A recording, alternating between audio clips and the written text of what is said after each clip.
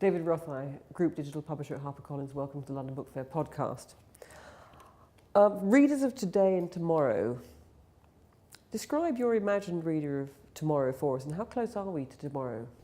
Well, I think it's becoming very, very close indeed. I think as we've seen by the announcement of the iPad and any number of other devices coming onto the market, the readers, in terms of the e-readers, are coming fast and furious. In terms of consumers and consumers as readers, that's another big change that I think we're going to see. I think people are changing the way they read. I think if you look on the tube right now in London, you don't see that many people reading dedicated e-readers, but I think you do see a lot of people reading on mobile phones and Blackberries. And the jump between a BlackBerry to an Kindle app on an iPhone, or a Kindle or a Sony reader or an iPad, I think is actually going to be pretty close. So I think that there is going to be a significant shift in the not too distant future. Do you think the iPad is going to be the iPod moment of publishing? I think the iPad is generating a level of excitement that we haven't seen before. Because it's Apple? I think in part. I think there's undoubtedly a sort of a sex appeal to Apple's products. There's sort of no question about it. I think it's different than the iPod in that when the iPod came around, people had entire libraries of digital music at home in the form of their CDs. So they could take everything that they had, whether they went to a peer-to-peer file sharing site or not, they had CDs that they could immediately upload into the device. I think iPad and even Kindle, it's different in that people do need to go and buy our content, our ebooks. So that's good for publishers because we get to extract value out of that. But I think it does make adoption a bit slower in terms of e-reading because they can't immediately take their entire library and put it onto their device. I haven't handled an iPad yet, but in imagining that day, I could see that working as a photo album, so as a digital photo. I've never had a digital photo frame, but that looks like a pretty ideal one. Watching a movie in bed, reading a book, reading a newspaper. I think there's a whole range of things that you can do with it, playing a game. So I think the idea that books can sit cheek to jowl with these other entertainment media is going to be very significant. Do you think that we can help transform our readers faster if we bundle, say, hardbacks and ebooks together, so you can read the hardback at home on your bedside table or your coffee table, but what you read on the way to work is the ebook? I think that's a great idea. I really do. I think that's one of many business models that will be coming down the pipe very soon. I don't think that will be a lasting one. I don't think that'll be a hugely significant one, but for a certain subset, I think that will be very appealing to them. I think that the nature of that kind of bundle actually may really boost hardcover sales, particularly for things like literary fiction, where we find it's very difficult to sell sizable numbers of hardcovers. I think that kind of audience might respond very well to being able to buy a hardcover, and then for a small additional fee, get an ebook version as well.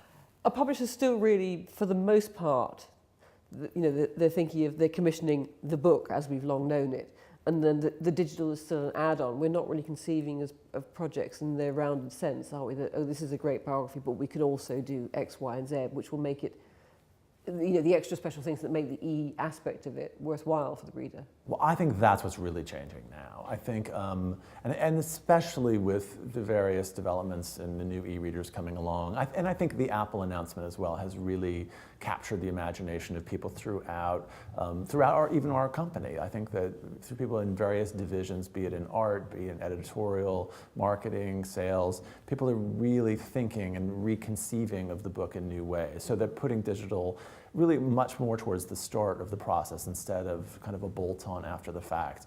That said, we need to communicate to the consumer what we're trying to sell them. Yeah. And I think one of the big issues that you've touched on today is the notion that, do people know what kind of format they're buying? And is the ebook they bought last year something that's going to work on the platforms of tomorrow? So I think it's a very big issue for the publishing industry. I think some of the new models that are emerging, certainly the cloud reading, would seem to allow for a more seamless transition between devices, and hopefully, publishers, as the publishing industry is in conversations frequently with the technology firms about enabling interoperability so that we're not selling consumers something that they're going to be frustrated by the fact that it won't work on new devices in the future.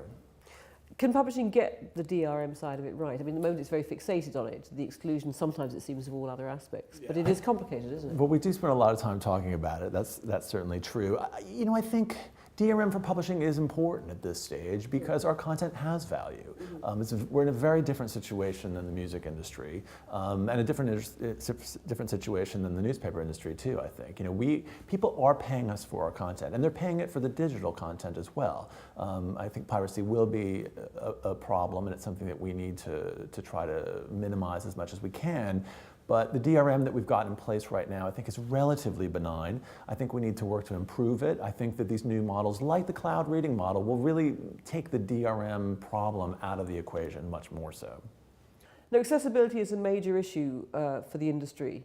Of course, for visually impaired readers of all ages, but particularly with an ageing population, e-books open up a whole new world of possibilities and a whole new revenue stream for publishers.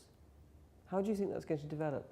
I think that this is a huge, huge opportunity. I think there's been a bit of a brouhaha around the devices and the extent to which the visually impaired can use some of the devices and text-to-speech and some of the other functionality that publishers have been a bit wary about. I think we will sort through those. There's no question that digital technology, both in changeable font size, in text-to-speech audio, the fact that a huge swath of our published works will now be available in larger type. The fact is that large print publishing historically was a very small slice of the available titles. So you got sort of the big name authors were available, but much of the mid-list and anything below that was not available at all. So I think that there still are some issues around the accessibility of the devices themselves, but Which need to be simple, don't they? Because you're not talking about vision impaired necessarily. You may be talking about other people who have perhaps had a stroke and have a combination of dexterity problems and vision problems. Exactly, but I think I'm not involved in any hardware project specifically. No. But I think that there's no doubt that this is a big opportunity for a hardware company to create a simple,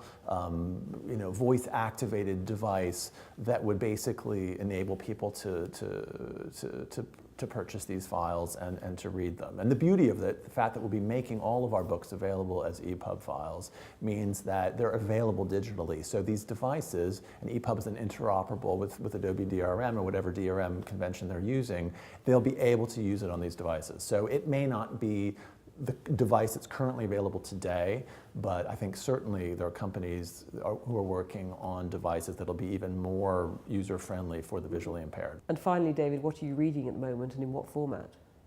I'm reading Inside Steve Jobs' Brain, the expanded edition. His brain or the book? Well, it's a business book looking at sort of the history of Apple, and I'm reading it on a Kindle, strangely enough. So I'm sort of going across two of the major companies in this space.